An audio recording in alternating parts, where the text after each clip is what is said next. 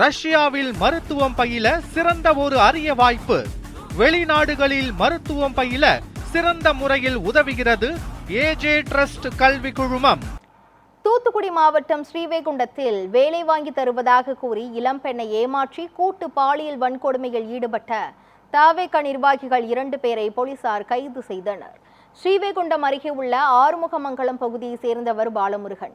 இவர் தமிழக வெற்றிக் கழகத்தின் தூத்துக்குடி மேற்கு மாவட்ட இளைஞரணி அமைப்பாளராக உள்ளார்.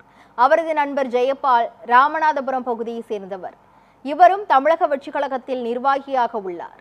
இவர்கள் இருவரும் ஸ்ரீவைகுண்டம் பகுதியை சேர்ந்த இளம்பெண் ஒருவருக்கு வேலை வாங்கி தருவதாக காரில் அழைத்து சென்று ராமநாதபுரம் அருகே ஏர்வாடி பகுதியில் உள்ள தனியார் விடுதியில் தங்க வைத்து குளிர்பானத்தில் மயக்க மருந்து கொடுத்து கூட்டு பாலியல் வன்கொடுமை செய்ததாக பாதிக்கப்பட்ட பெண் புகார் அளித்துள்ளார்.